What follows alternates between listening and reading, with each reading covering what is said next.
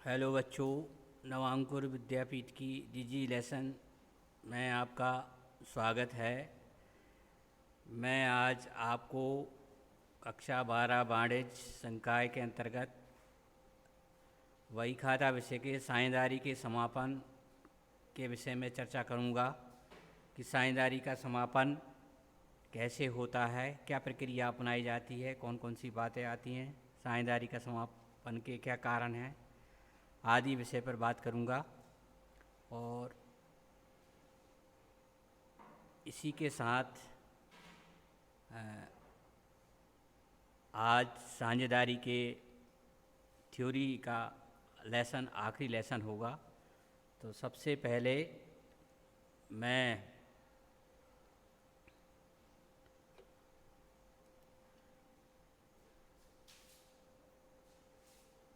इकाई 4 साझेदारी फर्म का समापन विघटन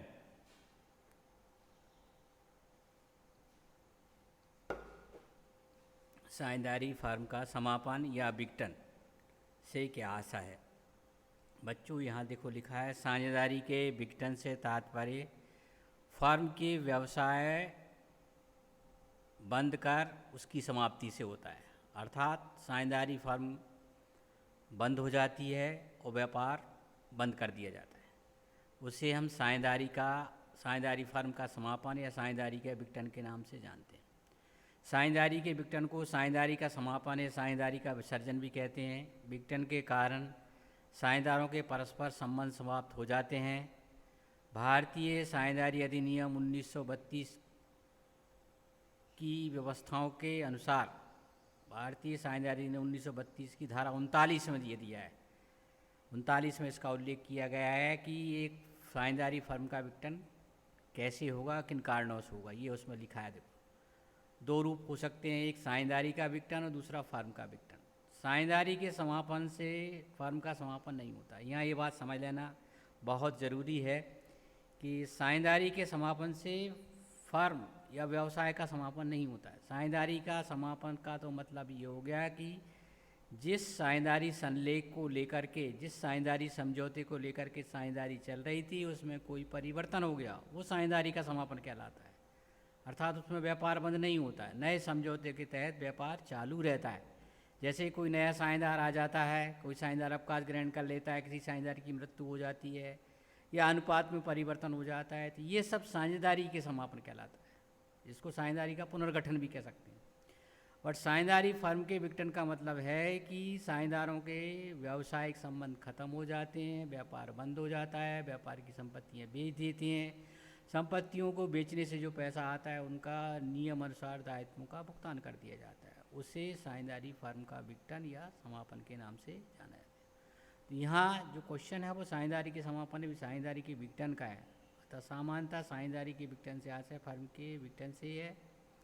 विघटन पर फर्म की समस्त संपत्तियों का विक्रय कर और प्राप्त राशि से दायित्वों का भुगतान कर शेष सभी राशि साझेदारों में वितरित कर दी जाती है। ये साझेदारी का विघटन कहलाया। तो साधारण सी बात ये हो गई कि साझेदारी के विघटन से मतलब साझेदारों ने जिस व्यवसाय को आरंभ किया था, जिस समझौते के तहत उन्होंने व्यवसाय आरंभ किया था, वो व्यवसाय उनका आज बंद हो जाएगा। उनके व्यावसायिक संबंध खत्म हो जाएंगे, संपत्तियों को बेचेंगे, बेचने से पैसा आएगा, उस पैसे से दायित्वों का नियम अनुसार भुगतान कर देंगे और आखिरी में जो पैसा बचेगा साझेदार अपने पूंजी के रूप में ले जाएंगे, या नहीं बचेगा, कम पड़ेगा तो लेके आएंगे। इसे साझेदारी का विघटन कहते हैं। ठीक है। अब बच्चों, नए ब्लूप्रिंट के हिसाब से, पिछले ब्लूप्रिंट के हिसाब से इस अध्याय में से 10 नंबर का पूछा जाता है। तो 3-3 नंबर के 2 क्वेश्चन आते हैं, 6 नंबर के क्वेश्चन हो जाते हैं और 4 नंबर के वस्तुनिष्ठ प्रश्न होते हैं। ये साझेदारी इकाई का, साझेदारी एक पूरे का पूरा एक चैप्टर है। उसमें साझेदारी का लेखांकन, साझेदारी का पुनर्गठन, साझेदार का प्रवेश, साझेदार का अवकाश ग्रहण और ये लास्ट है साझेदारी फर्म का समापन। साझेदारी आपकी 40 नंबर की आती है। 40 नंबर की एमपी बोर्ड में 40 नंबर की साझेदारी पूछी जाती है। साझेदारी के लेखांकन 10 नंबर का होता है, प्रवेश और अवकाश ग्रहण और पुनर्गठन 20 नंबर का होता है और समापन 10 नंबर का होता है। तो थ्योरी की दृष्टि से साझेदारी का ये लास्ट इकाई है। अभी सवालों की बात अपन अगले वीडियो में आप देखेंगे। तो अगला क्वेश्चन आप देखिए, फर्म के विघटन और साझेदारी के विघटन में क्या अंतर है। अब फर्म का विघटन मतलब इसके विघटन से व्यवसाय बंद हो जाता है और साझेदारी के विघटन से व्यवसाय बंद नहीं होता, अर्थात चालू रह सकता है। अनिवार्यता फर्म के विघटन से साझेदारी भी अनिवार्य रूप से समाप्त हो जाती है। जब फर्म का विघटन होगा तो साझेदारी पहले समाप्त हो जाएगी, लेकिन साझेदारी विघटन से फर्म का विघटन होना अनिवार्य नहीं होता है। आपसी संबंध, सभी साझेदारों के आपसी संबंध यहाँ टूट जाते हैं, व्यावसायिक संबंध टूट जाते हैं, बट साझेदारी के विघटन पर आपसी संबंध उनके बने रहते हैं। ये इसमें अंतर होता है। अगला अंतर है न्यायालय। कुछ दशा में फर्म के विघटन का आदेश न्यायालय द्वारा दिया जा सकता है, लेकिन न्यायालय इसमें कोई हस्तक्षेप नहीं करता है। साझेदारी के विघटन में न्यायालय का कोई हस्तक्षेप नहीं होता। संपत्तियों दायित्वों का, संपत्तियों की वसूली की जाती है तो दायित्वों का भुगतान किया जाता है। इसमें संपत्तियों को बेच दिया जाता है, बेचने से जो पैसा उसको वसूली होती है, वो पैसा आएगा, उस पैसे से दायित्वों का भुगतान। यहाँ संपत्तियों और दायित्वों की वसूली का प्रश्न नहीं होता, बल्कि संपत्तियों और दायित्वों का पुनर्मूल्यांकन होता है। लेखा पुस्तकें, सभी लेखा पुस्तकें बंद कर दी जाती हैं यहाँ पर, क्योंकि अब व्यवसाय ही बंद हो रहा है, और लेखा पुस्तकें बंद करना जरूरी नहीं होता क्योंकि व्यवसाय जारी रहता है। तो ये फर्म के विघटन और साझेदारी के विघटन में अंतर है। अब फर्म के विघटन की रीतियाँ, प्रणालियाँ, विधियाँ या प्रकार कौन कौन से हैं। इतने सारे क्वेश्चन दिए हैं, अत्यंत महत्वपूर्ण क्वेश्चन है। इस क्वेश्चन को बड़े ध्यान से पढ़ें, ज़रूर और ज़रूर बोर्ड परीक्षा में कुछ ना कुछ इसमें पूछा जाता है। तो साझेदारी विघटन निम्नलिखित परिस्थितियों में किया जाता है। साझेदारी अधिनियम 1932 की धारा में ये बताया है, 39 में ये बताया है कि साझेदारी के विघटन के कारण कौन कौन से हैं। तो इसके 5 कारण हैं बच्चों। धारा 40, 41, 42, 43 और 44 तक इसका उल्लेख किया गया है, मोटे तौर पर 2 भागों में। और फर्म के विघटन के 5 कारण हो सकते हैं, 5 में से कोई एक कारण किसी भी फर्म के विघटन का कारण बन सकता है। तो मोटे तौर पर इसको 2 भागों में बांट दिया गया है, लेकिन प्रकार 5 ही माने जाएंगे। न्यायालय के आदेश के बिना, अर्थात वो परिस्थिति जब न्यायालय आदेश नहीं दे रहा है, उस परिस्थिति में कौन कौन से कारण होते हैं जब फर्म का विघटन होता है। इसके अंतर्गत धारा 40 से लेकर 43 में निम्न कारण हो सकते हैं। पहला कारण है आपसी समझौते द्वारा। भारतीय साझेदारी अधिनियम 1932 की धारा 40 के अनुसार सभी साझेदार आपसी समझौते करके समझौते के अनुसार फर्म का विघटन कर सकते हैं। जैसे कि बच्चों आप जानते हैं कि साझेदारी का जन्म आपसी समझौते से होता है। साझेदार आपस में समझौता करके व्यापार चालू करते हैं। ठीक वैसे ही साझेदारी अधिनियम 1932 की धारा 40 में लिखा है कि सभी साझेदार आपस में समझौता करके फर्म का विघटन कर सकते हैं, बशर्ते इससे किसी दूसरे का हित प्रभावित नहीं होना चाहिए। इस बात का ध्यान रखा जाता है। तो धारा 40 ये बताती है आपसी समझौता, कि जिस दिन सभी साझेदार आपस में तय कर लें कि आज हमें अपना व्यापार बंद करना है, तो जिस तरह से उन्होंने शुरू करते समय समझौता किया था, वैसे ही समापन के लिए समझौता करके व्यापार को बंद कर सकते हैं। ये धारा 40। अब 41 अनिवार्य समापन। भारतीय साझेदारी अधिनियम 1932 की धारा 41 को निम्न में से कोई एक कारण होने पर साझेदारी का विघटन हो जाता है, वो अनिवार्य विघटन कहलाता है। जैसे एक साझेदार को छोड़कर से सभी साझेदारों का दिवालिया होना। जितने भी फर्म में साझेदार हैं उनमें से एक को छोड़ दिया जाए, उसे सारे दिवालिया हो जाएं, तो ऐसे में व्यापार बंद करना अनिवार्य होता है, क्योंकि अकेला व्यक्ति किसी का साझेदार नहीं होता। दूसरा कारण व्यापार का अवैध होना न हो जाना। सरकार ने किसी कानून के तहत ऐसा व्यापार करना आम लोगों के लिए गैर कानूनी घोषित कर दिया है, तो व्यापार बंद करना अनिवार्य होता है। तो दूसरा कारण हो गया। पहला, एक व्यक्ति को छोड़ करके, एक साझेदार को छोड़ करके से सभी साझेदारों का दिवालिया। दूसरा है व्यापार को अवैध घोषित होना। अवैध, सरकार किसी भी कार्य को, किसी भी व्यापार को, जो व्यापार हो रहा है उसको अवैधानिक यदि घोषित कर देती है, तो ऐसी स्थिति में फिर फर्म का बंद करना अनिवार्य होता है। और तीसरा है अधिकतम संख्या 50 होना। यदि साझेदारों की संख्या 50 से अधिक हो जाती है, अधिकतम 50 होते हैं, तो अधिकतम 50 जैसे 51 हुए तो अनिवार्य रूप से फर्म का विघटन हो जाता है। और चौथा कारण है शत्रु देश का व्यक्ति यदि साझेदार हो जाता है, तो ऐसी स्थिति में भी अनिवार्य समापन करना पड़ता है। तो ये 4 कारण हुए। इनको अनिवार्य धारा 41 में लिखा है, क्रमशः है धाराओं सहित इसको तैयार करना है। धारा 40, धारा 41, आगे देखिए कौन सा है, आकस्मिक या संयोग द्वारा विघटन। धारा 42 के अनुसार भारतीय साझेदारी अधिनियम 1932 की धारा 42 के अनुसार कोई एक कारण फर्म के विघटन का कारण हो सकता है। किसी साझेदार की मृत्यु होना, ये आकस्मिक होता है, अचानक होता है। किसी साझेदार का दिवालिया होना, एक साझेदार का कार्य का पूरा होना, जिस कार्य के लिए व्यापार साझेदारी बनाई गई थी और वो कार्य पूरा हो जाता है तो फिर व्यापार बंद करना पड़ता है। अवधि का पूर्ण होना, यदि कोई साझेदारी किसी अवधि विशेष के लिए बनाई गई है, 5 साल के लिए, 10 साल के लिए, जैसे अवधि पूर्ण होगी तो उस साझेदारी व्यापार अपने आप बंद हो जाएगा।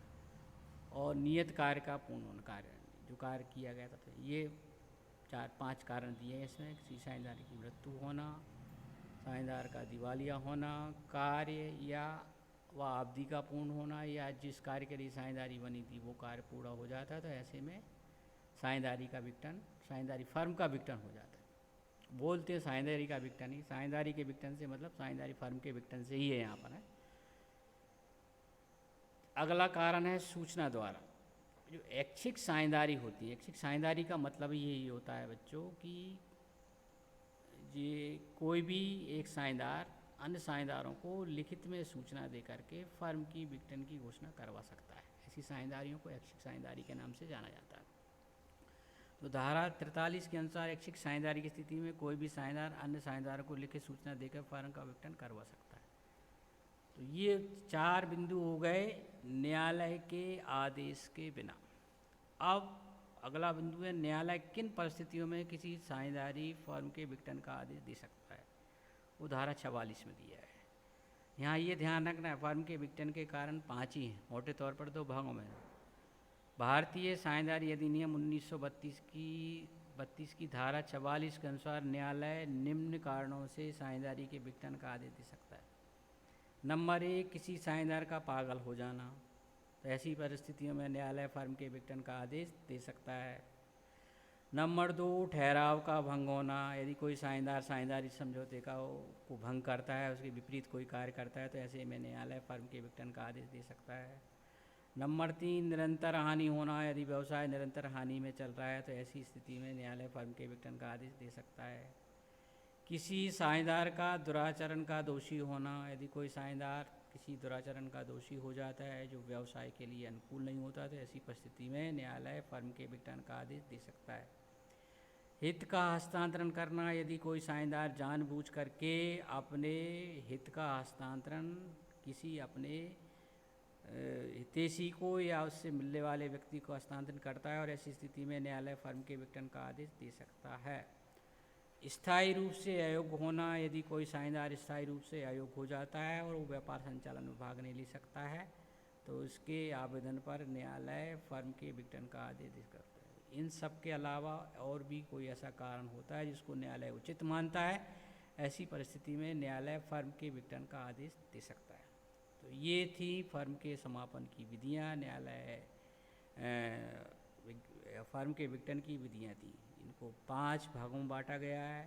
धारा 39 में ये बताया गया है कि फर्म के विघटन की विधि कैसे होगा और फिर वे कौन कौन से कारण हैं वो धारा 40 से लागू होते हैं। 40, 41, 42, 43, 44 मोटे तौर पर इसको 2 भागों में बांट कर।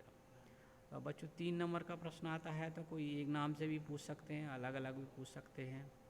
न्यायालय द्वारा फर्म के विघटन का क्वेश्चन कई बार परीक्षा में पूछा गया है। तो 3 नंबर का धारा 44 में इस बात का उल्लेख किया गया है कि न्यायालय किन परिस्थितियों में किसी फर्म के विघटन का आदेश दे सकता है। अब पुनर्मूल्यांकन खाता और वसूली खाते में अंतर बताना है आपने। तो पुनर्मूल्यांकन खाते के विषय में बच्चों पहले भी बताया था कि पुनर्मूल्यांकन खाता क्या होता है। फिर से एक बार और दोहरा दे रहे हैं कि जब कोई भी नया साझेदार प्रवेश करता है या कोई साझेदार अवकाश ग्रहण करता है तो ऐसी स्थिति में फर्म अपनी संपत्तियों और दायित्वों का फिर से मूल्यांकन करवाते हैं। तो इस मूल्यांकन से होने वाले लाभ हानि का लेखा करने के लिए खाता खोला जाता है, वो पुनर्मूल्यांकन खाता कहलाया जाता है। ये एक नाम मात्र का खाता है।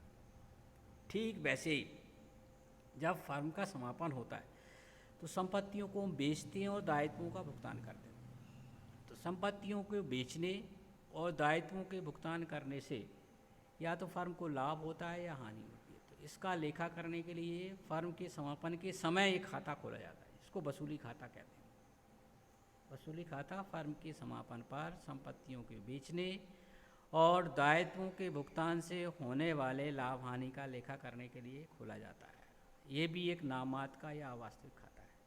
दोनों का आशय अलग अलग है, दोनों को खोलने के समय अलग अलग। पुनर्मूल्यांकन खाता प्रवेश और अवकाश ग्रहण के समय, वसूली खाता आपके फर्म के समापन। तो देखो समय दिया है, नए साझेदार के प्रवेश अथवा पुराने साझेदार की निवृत्ति पर बनाया जाता है पुनर्मूल्यांकन खाता, और ये खाता फर्म के विघटन पर बनाया जाता है। समय हो गया। उद्देश्य, इसका उद्देश्य संपत्तियों दायित्वों के पुनर्मूल्यांकन हेतु बनाया जाता है। संपत्तियों और दायित्वों के पुनर्मूल्यांकन से क्या लाभ हो रहा है, क्या हानि हो रही है, इस उद्देश्य बनाया जाता है।